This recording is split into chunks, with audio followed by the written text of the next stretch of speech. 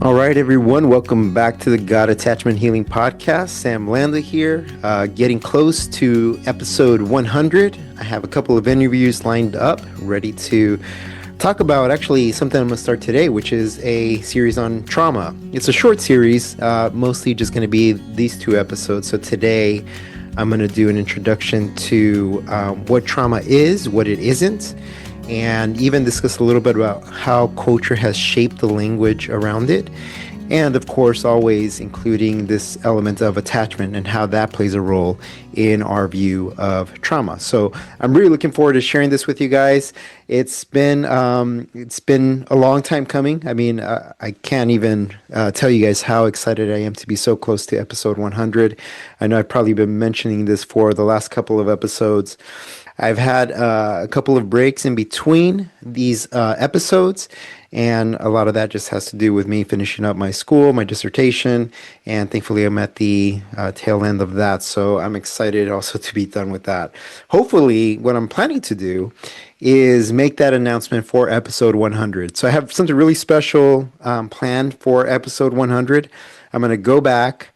I'm going to look at all of the clips, all of my favorite clips from some of the episodes of the past, because this was like 6 years ago, 5 years ago. And so I'm just going to say what that meant to me, share a little bit more about what I've learned since that time about those particular topics. So it's going to be a good one. I'm excited to share that with you. So look out for episode 100. Hopefully I make two big announcements. One of them is hopefully by then I'll be Dr. Sam Landa, which will be exciting. And then the second thing will be just where I plan to take the podcast. I mean, after episode 100, really when I first started, that was my goal, to just hit 100 episodes, know that I did it. But now I'm starting to think about this more in a more business type way. I know it's it's an interesting thing because it started off as something that I enjoyed doing. I wanted to become very proficient and knowledgeable about attachment. So doing these episodes, learning from all of these experts in their fields, it's really obviously informed my view of attachment and my view of all these mental health issues. So I think obviously the podcast for me has been a huge blessing and a huge way for me to learn about all these different topics. And I hope that it's done the same for you. And that you have learned a lot from it. And my hope is that I'm able to provide a service from this. So as you guys have been learning and kind of as you see the new direction of the episodes of the podcast, that it really informs you so that it can start really maybe shaping a lot of the way that you do life and your own understanding of attachment and your understanding of trauma, shame. Those are really the three topics that I'm going to be focusing on moving forward. And I mean, it's really been the main point of this podcast as well. But when there's different people that you're interviewing, you try to orient a conversation around their expertise as well. So again, I'm learning from my guests as much as you guys are.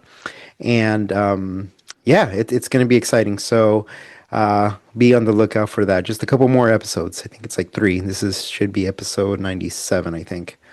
Either way, it doesn't matter. We're getting close, and I'm excited for that. So let's go ahead and jump into today's topic on trauma, faith, and recovery. So this is part 1. Next week, I have a guest on who is an expert in working with trauma, and she has her own practice, and I'll introduce her next week. But this will be part 1. That will be part 2, and I think you will enjoy both conversations. So let's go ahead and jump into this. So the word trauma is really thrown around a lot, and I say that because I think there is this narrative around trauma that maybe has created some levels of unhealth, maybe more unhealthiness in some people. In some ways, I understand because the culture has fed into that. And we also have a lot of exposure to different forms of trauma. Okay, so before jumping into that, I will get into that in a little bit. When we hear the word trauma, typically we think about these catastrophic events, major issues, major concerns, wars, accidents, abuse, all of these different things, right? And it's important for us to really have a clear understanding, though, of what trauma is. So, one of the things that I'm going to distinguish here is big T trauma, which is the definition I'm going to give in a little bit, and then small t trauma, which has to do more so with identity and meaning and messaging and all of these different things. So, the DSM defines trauma as exposure to actual or threatened death, serious injury, or sexual violation. Okay, again, so it defines trauma, the DSM 5 defines trauma as exposure to actual or threatened death, serious injury, or sexual violation, right? So if you haven't experienced those things, then it could fall into the place of small t trauma. Again, and I'll get into that in a little bit. But when we talk about trauma, most people, here's what they think about these catastrophic events, right? That involve death, injury, or sexual violation. But sometimes here's where we really get confused. That obviously these situations that I just mentioned cause significant levels of stress, significant levels of pain and injury, and even emotional disturbance. Now, these are the serious types or forms of trauma. But today, it sounds, even though we sometimes say it flippantly, and I say we, meaning the culture, says it kind of flippantly and likes to use the word trauma, we often use that for stressful experiences in our lives that do not meet the standards that I just mentioned here with death, injury, sexual violation. Right. So that's what I mean by people kind of overusing the word and maybe even using it so flippantly that it doesn't really carry the same meaning that it did before. Right. Now, it doesn't mean that you haven't experienced trauma. If you didn't have an actual or threatened death or serious injury or sexual violation, but it does help us kind of set the stage for what that can actually look like. For example, if you go through a breakup, if you lose a job, if you face academic disappointment, right? Anything that feels really heavy, but it doesn't really meet the clinical definition and threshold of trauma, right? So, in other words, a way to kind of look at this is that trauma really isn't just about the pain itself, but it's really of how much it overwhelms the nervous system, right? Because that is essentially what gets changed throughout these different experiences, right? The nervous system gets flooded with the shock of the situation. Again, so not just the clinical term for trauma, but now we move into small t trauma, where when in your life has there been a time where you've experienced overwhelm? And that could be through a breakup. It could be through a loss of job. It could be through failing out of school. It could be through loss of identity, right? So all of these things can be considered small t trauma if it overwhelms the nervous system. For example, when people go through a breakup, it's really interesting where they start to lose sleep, right? So in order to be able to cope with the breakup, they start overthinking and they start questioning, what could I have done differently? What could I have done better? They may start looking at themselves like, am I really who I think I am? Do I need to change the way that I've been for the longest time? So they go through this whole identity crisis, right? So they start losing sleep. They start not paying attention to their friendships and relationships. They start isolating themselves. So all of these small behaviors, right, that seem small, really start to take a toll on on the nervous system, on the body. And then when that becomes repetitive and it becomes consistent and it happens over a long period of time, then you could start to say that now they're experiencing this small t trauma, right? Where identity, meaning, who they are as a person starts to shift in a significant way. So it's pain persisting throughout that time. So that is what we would refer to as small t trauma. Okay, so we have our definition of what big T trauma is and what small t trauma is, right? So when we look at these things, some of the ways in which this can manifest itself regarding mental health conditions, right? We know most people, again, when we talk about trauma, know PTSD. We also have complex PTSD. So, complex PTSD, also known as CPTSD, usually stems from long term relational trauma. So, this can include physical, verbal, emotional abuse, and sexual abuse, right? It's long term. It really starts to take a toll on the person's life and it shapes their identity. We also have what are known as dissociative disorders, right? Where someone detaches themselves from their own thoughts, memories, or identity. And then we also have anxiety and depression. These often co-occur with traumatic experiences.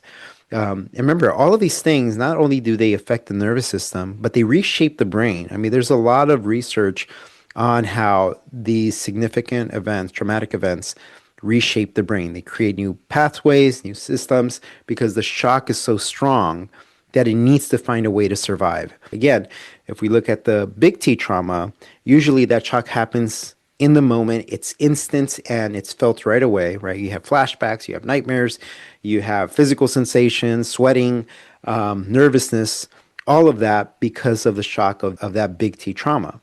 With small T trauma, it takes a lot of time where slowly the understanding of how it's actually affecting you starts to take a toll.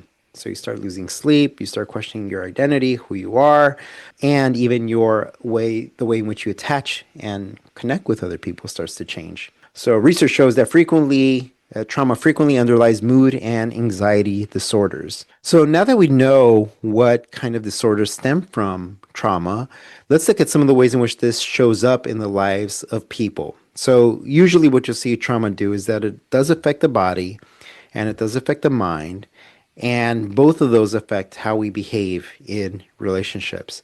So one of the characteristics or one of the ways in which this shows up in the lives of people is that someone may be constantly on edge, right? Trauma really does have this impact where it makes you extremely cautious, hypervigilant of the world around you, right? Everything that you do is about scanning for danger. So let's look at a big T trauma instance. So if you were in a car accident and you broke a bone and you had to go to the hospital and you went through this, long rehab process to get better, it would be natural for you to, when you get back on the road driving again, for you to be scanning for danger at all times because you don't want to be in another accident like that, right? So you would be looking almost hyper vigilant of all the cars around you, where it may make you lose focus from what you're actually trying to do, which is drive safely on the road, right? So it makes people be on edge. Now that's from a perspective of driving, right? Something that you're doing that's task oriented. But what about relationally? Same thing. Someone who has experienced complex PTSD, so relational trauma, is someone who's always going to be scanning for danger within the relationship. Again, you have the anxious attachment style, you have the avoidant attachment style. You typically, in this type of case, when trauma is involved, you're typically talking about a fearful avoidant, which is the disorganized attachment style. So this is the person who is scanning for danger within the relationship. They overanalyze every single interaction. Anything that seems to feel like a disconnect, a rupture in the relationship, they're going to overthink it and they're going to start to seek connection in a way that is unhealthy, right? So they may become overly jealous or clingy of the other person to the point where everything that they do is questioned.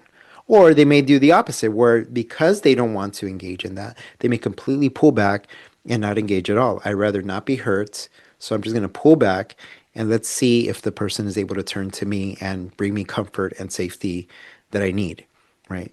So there's this effect of trauma of putting a person in this mode of scanning for danger, right? Additionally, we also see difficulty in sleeping, or they can also be easily triggered by sounds or smells. Again, usually these things are associated to the big T trauma, but again, when you've experienced something consistently for a long period of time, you can also develop these very same symptoms. Emotional numbness is another one, disconnecting in relationships, the inability to feel good or negative emotions. this emotional silence, if we can put it that way. You don't feel anything. Nothing good, nothing bad, just blah. And again, it is better to shut down those emotions than to feel anything. And that's the effect that trauma has on people. Other things can be chronic pain, exhaustion that may have no medical explanation. Dr. Bessel van der Kolk, he's mostly known for this book up here. I think you can see it, right? Body Keeps the Score. He talks about and really tries to explain that trauma doesn't just go away, right? It really does get lodged into the nervous system. He talks about this concept about how our bodies hold these stories. Your body remembers everything that happens to it. So whether that be a big T trauma or small T trauma, the body remembers. I remember speaking, I don't know if this was with another colleague of mine who was an attachment expert as well. But kind of we discussed this idea of attachment is really about two nervous systems wanting to find a way to co-regulate. And that's hard to do when one or both of them have experienced trauma. In a relational context, usually we're referring to small t trauma. So we're usually referring to complex PTSD. So the body is going to remember certain things. And I often use this example of if you had a partner who cheated on you, right? And they were very kind of, they're with their phone and they would hide their phone from you and they kind of kept things to the side and wouldn't let you know what's going on. Your body, let's say you eventually found out that they were cheating and you start to question at all times, in your new relationship, when they do something similar to that, your body remembers that. It just feels it. Even though the person may not have given you any reason to doubt them, you start to kind of feel like, oh, this is weird. Like, why am I being so skeptical about what he or she is saying right now? This doesn't feel right. Something feels off, right? So that's kind of the body reminding you of, hey, you remember what this was when this happened to you? You better pay attention. You don't want to get hurt again, do you? So the body becomes hyper aroused by these different behaviors. If you're driving in a car and you are a passenger and the person who's driving is kind of swerving through the road, that might remind you of a time when the part of your accident was that someone swerved into you, right? So you're super tense and your vigilance of all your surroundings. And you probably even tell the driver to slow down and to maybe change the way they're driving. Right. So these are just some of the ways in which it can show up in relationships and in everyday life. So the nervous system really does need to be rewired through consistency, through efficiency, meaning something that works, and through a long period of time. So really what trauma does is starts to distort your reality, whether that be in relationships or that be in everyday activities or everyday life. It really just shapes your mind into scanning for dangers. That's probably the best way to put it, is that trauma has this impact on you, on your mind, on your nervous system, that you now have to be in a position to scan for danger in order to avoid pain. So now the big question for us is, okay, well, because that's happening, it would seem that everyone, especially if we include the relational trauma component, it would seem that most, if not all, people have experienced some levels of trauma. And I would say, yeah, I think a lot of people have experienced a form of relational trauma.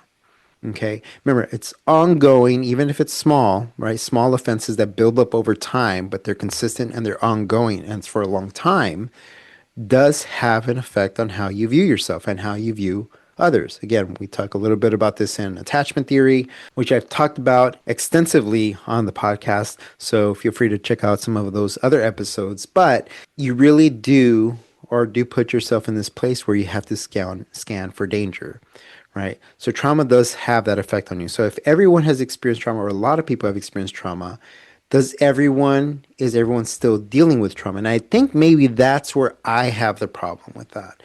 And not a problem in that someone has experienced trauma, but problem with people saying that the things that they've gone through and that they use the word trauma to describe those specific things. Okay, and here's what I mean by that. You've probably heard people say, "Oh, that was traumatic," or "Man, my trauma really has impacted me a lot." And I do a lot of story work, okay, a lot of narrative type of therapy. And one of the things that is important as what's the message or what's the theme of your life as you share that story. And what's happening today is that a lot of people are narrating their story with the word trauma. Now, what I'm saying is that if you use the word trauma to define your story, you will behave in ways that kind of reinforce that idea. Okay. Why do we use the word trauma? Like, why do we say, "Oh man, I've really had some really bad trauma from my past," and this is how we have our conversations. If it's in counseling, I think that's different. But when it's in relationships and friendships, and you kind of describe your whole life on about trauma and all the trauma that you've experienced, I think that starts to shape your mind in such a way where we look for something from other people. And it's not compassion. I think in some instances, it is seeking attention. Because, if you remember a couple of years ago, there was a time where a lot of people on social media were sharing like these deepest, darkest traumas that they've experienced in their lives. And I remember thinking to myself, I'm like, I don't know if this is healthy. They were sharing about their abuse from a parent. They were sharing about family issues and family members that traumatized them from some of the words that they said to them. They were sharing a lot about, it wasn't even these major issues like sexual abuse or anything like that, but there were other things that they would be sharing that were very personal. And I started thinking to myself, I'm like, well, they're sharing this on social media to numerous people. I mean, thousands or hundreds of people at least, about this really hard time in their life, and there's no safety there.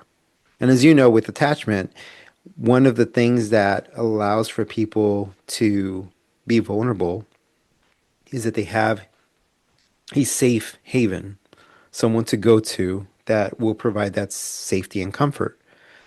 And you don't have that on social media. Maybe you have that. We have people saying, "Oh, I'm so sorry that happened to you. I can't, look at you. You've overcome so much," right? So I think that those are the things really that we're looking for when we use the word trauma. We're looking for this affirmation of our stories, but it's done by people that don't really know us.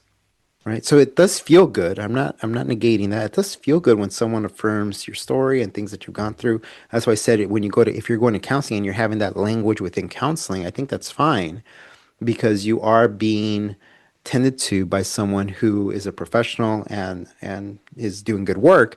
But when we do that in our families, with our friends, in our relationships, I think it starts to paint a different picture because we're expecting the same type of response from them that we're receiving from a counselor.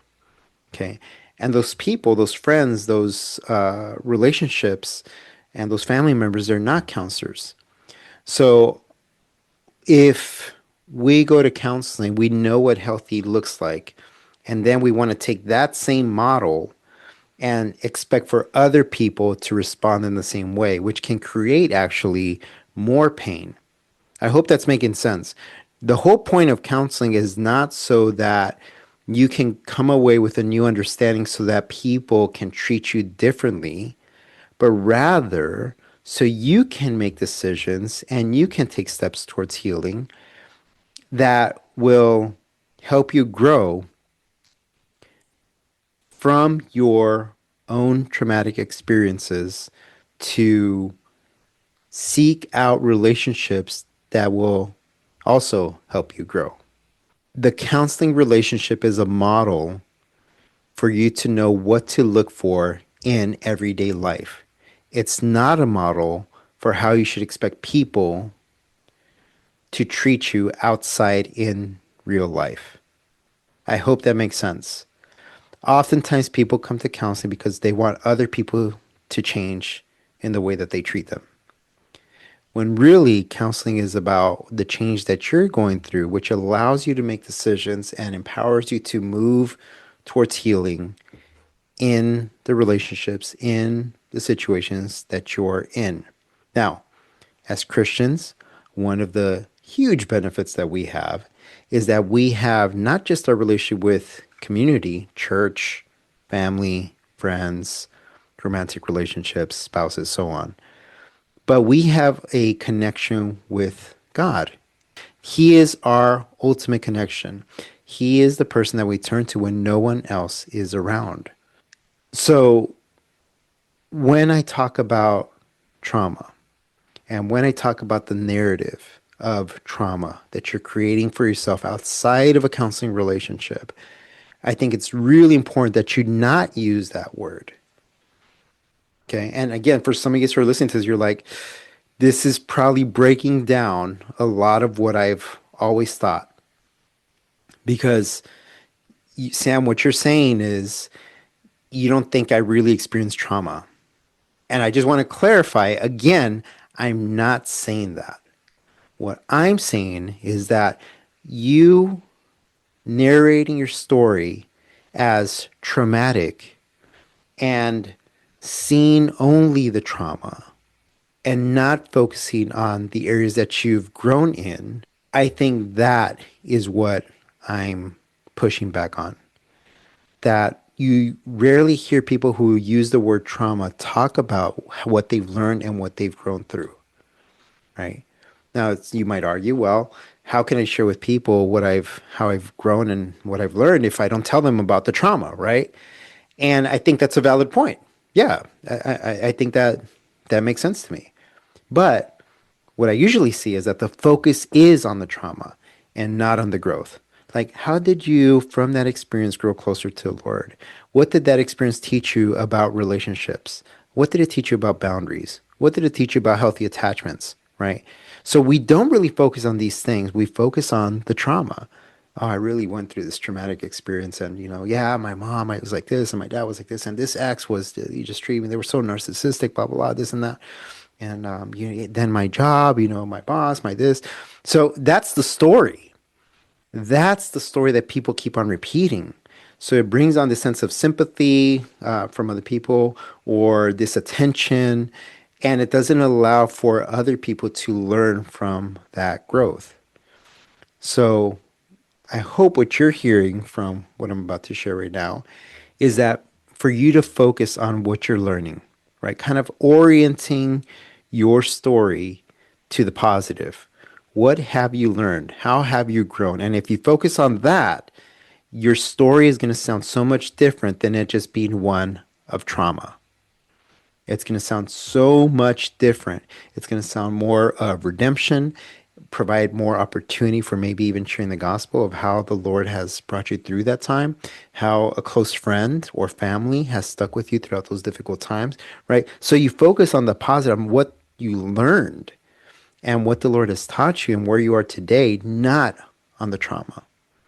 Okay, so I really want to make sure that that's clear today, that I'm not minimizing trauma, whether it be big T trauma or small t trauma.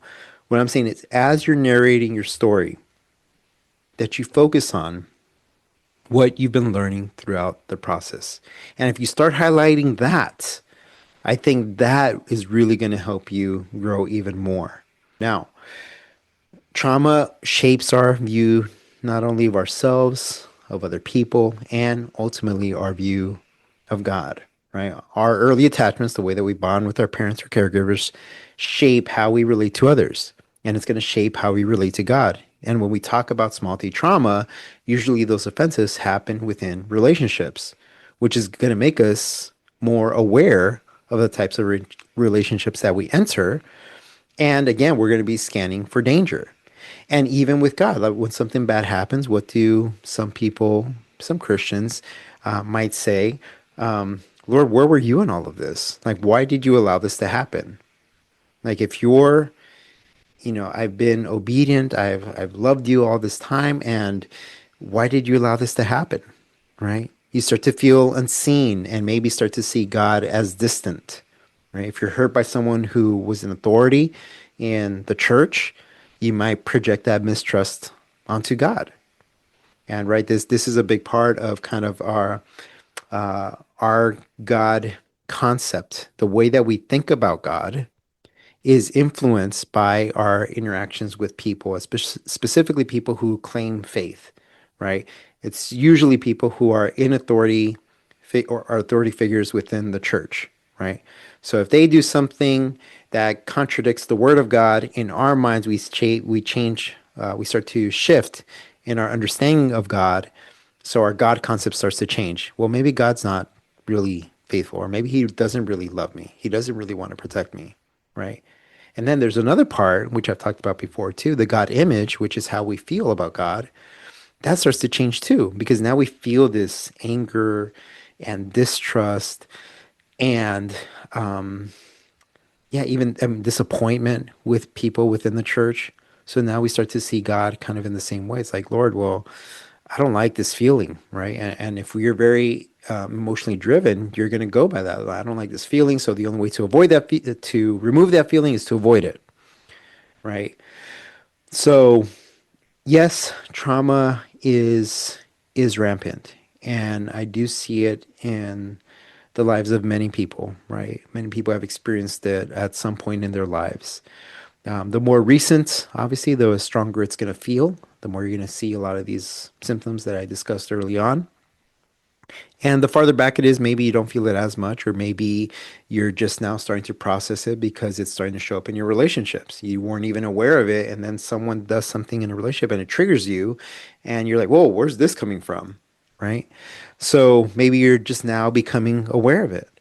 So, what I hope that I'm able to leave you with is that don't define your life by those traumatic events. Start to talk about your realization, maybe, of it in your life and how you want to work through it. Like, what do you want to see at the end of your healing journey, right?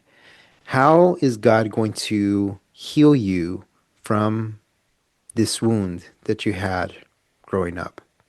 Right? Because he does play a role in it. We talk often a lot because these things happen in relationships. It's not just the body, it's not just the mind, it's not just the emotions that get hurt. The soul gets hurt, right? Our spirits get weary because of what we've experienced in relationships, right? So, how do we invite God into that to allow Him to do a work in our lives? Well, one of the ways in which we do that through prayer. We seek God. We rely on Him heavily. I mean, think of just the little baby child who fully depends on the mother. Just full dependence. That is how we need to be when we have been hurt by other people. Just, Lord, this is a shock to me. I can't believe that this happened. Where am I going to turn, right? What I classically call the Peter moment, right? When Jesus was doing all these miracles and he was healing people and he fed the people and all the people that were following him, they wanted to see more. And when Jesus didn't, they ended up leaving, right? And then Jesus turns to his disciples and he says, will you guys leave me as well? And then one of the best quotes that Peter has ever stated in scripture, where he says, Lord, where do we go? Where do we go? You have the words of eternal life, right? The best possible response. And I call that Peter moment in the lives of many of us, many Christians, where if you don't know God, you're going to turn to things that are not good for you.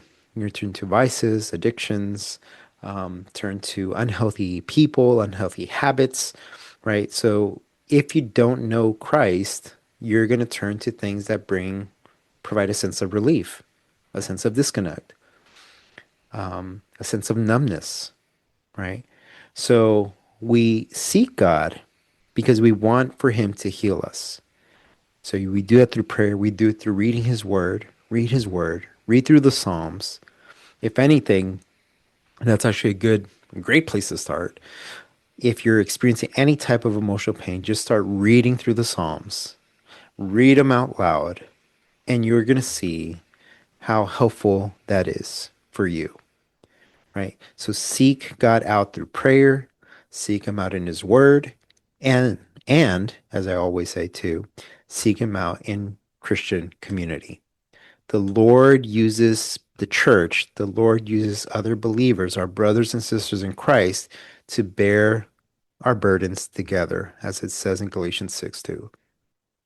We bear each other's burdens, and in so doing, we fulfill the law of Christ.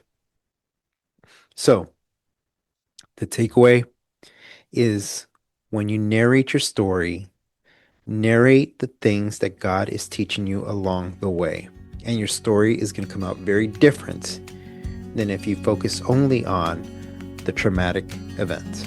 This was a tough one to share with you guys today, but I think I communicated clearly what I wanted to say about trauma, and I hope that it's a blessing for you. And next week we'll talk even more about what this actually looks like, and how to find healing through that as well. Guys, thank you so much for tuning in. Again, I hope that this is a blessing, and I will talk to you guys next week. Take care.